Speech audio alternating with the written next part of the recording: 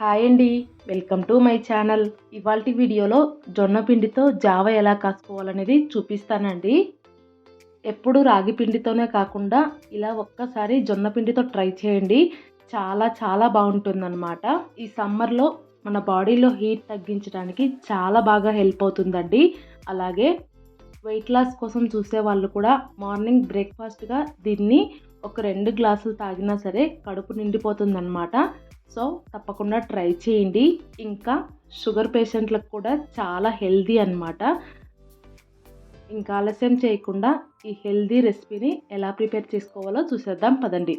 ముందుగా గ్యాస్ పైన ఒక గిన్నె పెట్టుకొని అందులో 1/4 లీటర్ దాకా నీళ్లు వేసుకోవాలి. నీళ్లు పెట్టిన తర్వాత గ్యాస్ని అయితే వెలిగించుకొని నీళ్ళని హై ఫ్లేమ్లో కొద్దిసేపు అయితే మరగనివ్వాలండి. నీళ్లు మరిగేలోపు జొన్నపిండిని కలుపుకోవడం కోసం ఇంకొక గిన్నెలోకి జొన్నపిండి వేసుకొని కలుపుకోవాలి. ఇక్కడ నేనైతే ఇద్దరికైతే ప్రిపేర్ చేసుకుంటూ ఉన్నానండి. సో ఇద్దరికి సరిపడా జొన్నపిండిని అయితే తీసుకున్నాను అనమాట. ఇది మొత్తం దాదాపుగా ఒక 5 టేబుల్ స్పూన్ల దాకా ఉంటుందండి. జొన్నపిండిని గిన్నెలోకి తీసుకున్న తర్వాత ఇప్పుడు అందులోనే కొద్దిగా నీళ్లు వేసుకుంటూ పిండిని అయితే బాగా ఉండలేం లేకుండా బాగా కలిపేసుకోవాలి. ఇలా మధ్య మధ్యలో నీళ్ళు యాడ్ చేసుకుంటూ పిండిని మొత్తాన్ని నీట్గా కలిపేసుకోవాలి. ఫైనల్గా పిండి మొత్తం కలుపుకున్న తర్వాత కన్సిస్టెన్సీ అయితే ఇక్కడ వీడియో క్లిప్లో చూపిస్తున్నాను చూడండి, అలాగైతే ఉండాలన్నమాట. ఈ లోపు అయితే నీళ్లు మరగడం కూడా స్టార్ట్ అవుతాయండి. ఇప్పుడు నీళ్ళల్లోనే 1 స్పూన్ ఉప్పు వేసుకొని ఉప్పును కరగనివ్వండి. ఉప్పు కరిగి నీళ్లు బాగా తెల్లుతున్న టైంలో మనం ముందుగానే కలిపెట్టుకున్న జొన్న పిండిని మళ్ళీ ఒకసారి స్పూన్తో బాగా కలిపేసుకొని మరుగుతున్న నీళ్ళల్లో వేసుకోవాలి. ఇలా జొన్న పిండి వేసుకున్న తర్వాత మంటనైతే మీడియం ఫ్లేమ్లోకి పెట్టుకొని జావనైతే బాగా ఉడకనివ్వాలండి. ఇలా ఉడికే టైంలో గరిటె పెట్టుకొని కలుపుకుంటూ అడుగంటనివ్వకుండా మొత్తం బాగా ఉడికేంత వరకు ఉడికించుకోవాలి. ఇలాగే మీడియం ఫ్లేమ్లో ఒక 5 నిమిషాల పాటు ఉడికించుకున్న తర్వాత జావ అయితే కొద్దిగా చిక్కబడుతుందన్నమాట.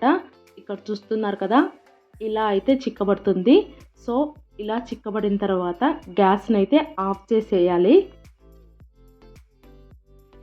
గ్యాస్ ఆఫ్ చేసిన తర్వాత కిందికి దించేసుకొని మధ్య మధ్యలో కలుపుకుంటూ 1 గంట పాటు బాగా చల్లారనివ్వండి. ఇక్కడ నేనైతే గంట తర్వాత చూపిస్తున్నానండి. జావ మొత్తం చక్కగా చల్లారిపోయి ఇంకా చిక్కబడుతుందన్నమాట. ఇప్పుడు అందులో ఒక చిన్న కప్పు నిండా పెరుగు వేసుకొని పెరుగులో ఉండలేం లేకుండా బాగా కలిపేసుకోవాలి.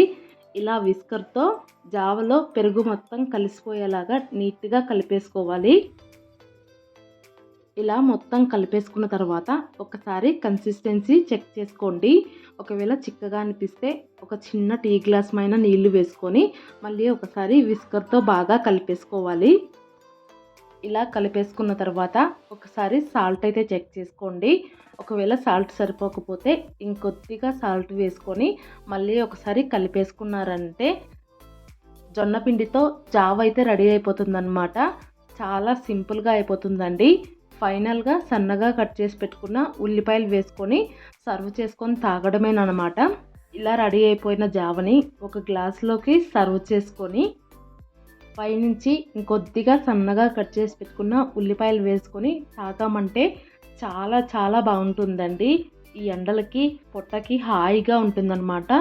సో తప్పకుండా ట్రై చేయండి. షుగర్ ఉన్న వాళ్ళకైతే చాలా చాలా మంచిదండి. జొన్న రొట్టెలు, ఇడ్లీలు ఇలాంటివి చేయడం కష్టంగా అనిపించే వాళ్ళు ఇలా జావ చేసుకొని తాగండి. కడుపు నిండిన ఫీలింగ్ వస్తుంది, ఇంకా హెల్దీ కూడా.